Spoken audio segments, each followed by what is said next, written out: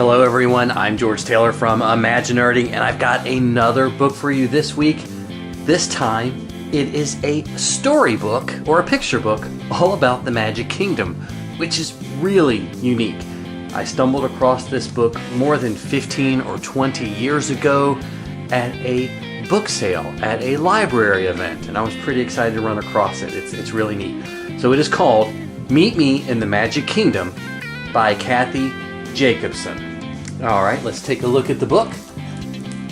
And it has got some spectacular shots on the end pages, so you get a little preview of what's going to happen at the book, as well as some of the highlights of Walt Disney World from when the book was published. And some more photos. Of course, great artwork right there at the front. And this is 1995 is when this book was published, so let's take a look. The big day had finally arrived. Today, Kate and her family were going on vacation. She couldn't wait to see her cousin Bonnie.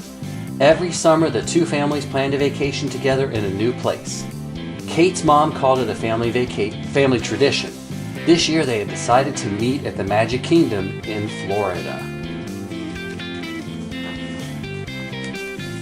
Kate and her brother Mike helped Dad and Mom load the van. Mom laughed when Dad complained about bringing too much. That's part of the family tradition, she told Kate. They were finally on their way. From the highway, Kate saw the jagged skyline of Manhattan in the distance.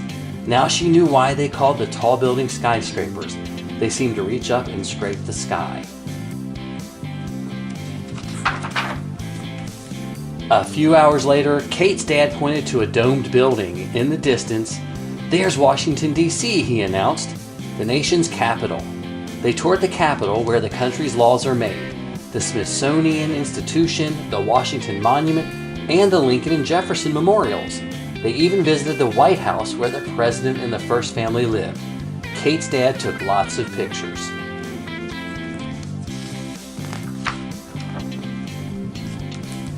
Bonnie's family lived in Minnesota, so Uncle Lee and Aunt Karen decided to fly to Florida. It was more than 1,500 miles away.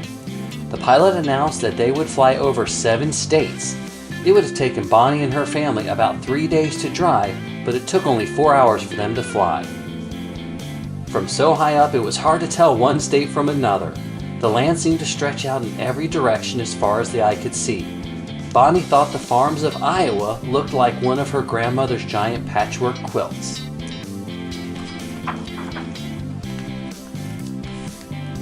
Almost there, announced Kate's dad. Kate and Mike cheered. The drive had been fun, but Kate was anxious to meet up with her cousins in Orlando. That's when the real fun would begin. Look who's here, said Kate's dad. Everyone laughed and hugged. That night at the hotel, Kate and Bonnie talked excitedly about all the neat things they would do tomorrow. They couldn't wait. And I think they're obviously at the Polynesian. Wow. Every time I see this, I love this image. There it is, shouted Kate the next morning. It was early, but Main Street was already crowded with families strolling in and out of the many shops. A horse trotted by pulling a trolley, and the conductor rang a big brass bell. Dad said it reminded him of a small town at the turn of the century. Did you take a trolley to work too, Mike asked. I'm not that old, Dad laughed. Look, Bonnie shouted. Up ahead, the gleaming spires of Cinderella's castle touched the sky. The first thing Mike and Rich wanted to do was climb the Swiss family treehouse. It had just about everything a real house had, including 3 levels, wood furniture, lamps, beds with quilts, candles stuck in the seashells, even running water. Uncle Lee suggested they go on a jungle cruise next. Their boat chugged downriver through a jungle in Southeast Asia, the Nile Valley, the African Veldt, and the Amazon rainforest. Some of the elephants on shore were taking a bath. They splashed around more than Lulu, joked Bonnie.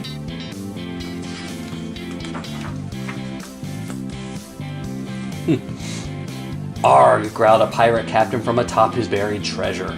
It was just like being on a pirate raid on a Caribbean island town in the 1800s. Pirates were everywhere. There was even a parrot dressed in a pirate costume.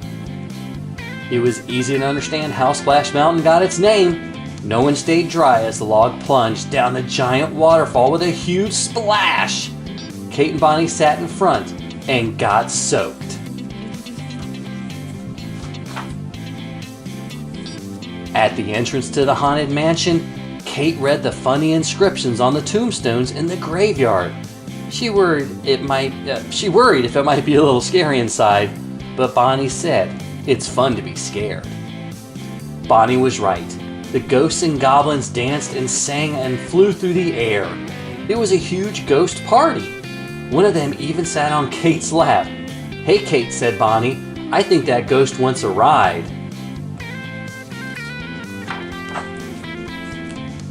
After a break for lunch, it was time to visit the Hall of Presidents. Each president was dressed in authentic period clothing, and it was hard to believe they weren't real. "How many can you name?" Kate asked Bonnie. "It's like my doll collection has come alive," Bonnie said about It's a Small World. There were dolls from all over the world, including yodelers from Switzerland, kite flyers from Japan, and dancers from Polynesia wearing grass skirts. Lulu liked the theme song so much, she sang it over and over. Haven't we all? "Hold on tight," whispered Kate's dad. "We're off to Neverland." It felt like they were flying as they glided over a spectacular nighttime scene of London. Down below, thousands of tiny lights from the city twinkled and moonlight danced on the River Thames. Up, up, and away! Bonnie asked Aunt Karen if she wanted to go on the Mad Tea Party. "No thanks," laughed Aunt Karen. "It makes me too dizzy. I'll take Lulu on Dumbo instead." Lulu sat in Aunt Karen's lap and giggled and clapped as the big-eared elephant floated up and down. So obviously this no longer exists. We've lost the Skyway and all of this has moved, and I really don't think they'd let a child sit on a grown-up's lap. But this is a storybook. Oh, here's a blast from the past. At Mickey's Starland, Lulu watched a stage show starring Mickey and Minnie, her other favorite characters. She toured Mickey's house, peeked into Minnie's dollhouse, petted baby animals at Grandma's Duck's farm, and even had her picture taken with Mickey. After that, Kate's dad said it was the perfect time for an ice cream break. "I want chocolate," said Mike. "I want vanilla," said Rich. "I want strawberry," said Bonnie and Kate.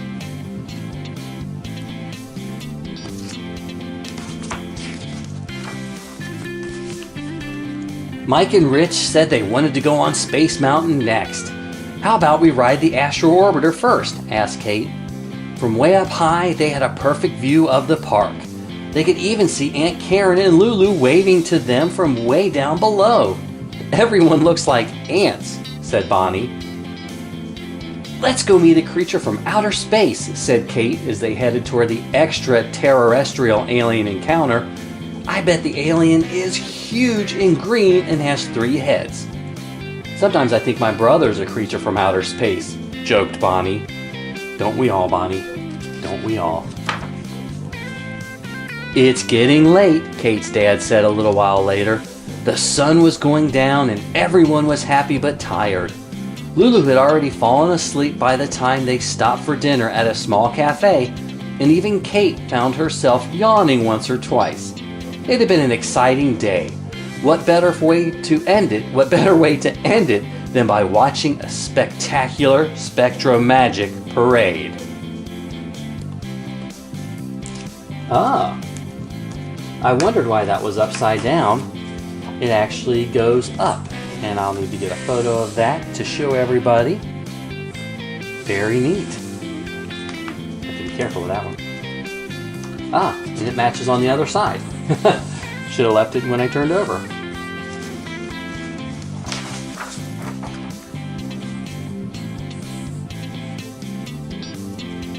Okay, a great shot of Main Street, USA, all lit up with Mickey balloons, and you can see the fireworks and everything.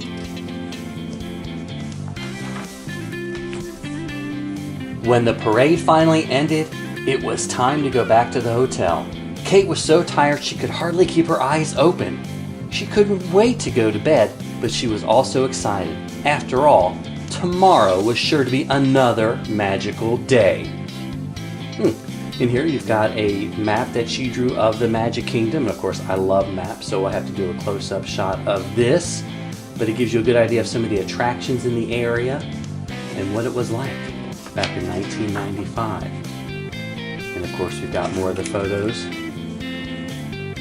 that she painted for the end.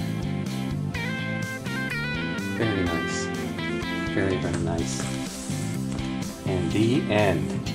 Well, I hope you guys enjoyed this story time of Meet Me at the Magic Kingdom by Kathy Jakobsen. I know I love it, and I've loved it for a long time. It's something I highly recommend. It's a great story time for kids, and it's a great way to sort of look at the history of the Magic Kingdom a little bit. But I think collectors and fans of Walt Disney World are really going to love it. Again, I'm George Taylor from ImagiNERDing. Let me know what you think about this book, Meet Me at the Magic Kingdom. Have you read it? Have you ever seen it? Or have you seen any other picture books about the theme parks like Walt Disney World? Let me know. Leave me a comment.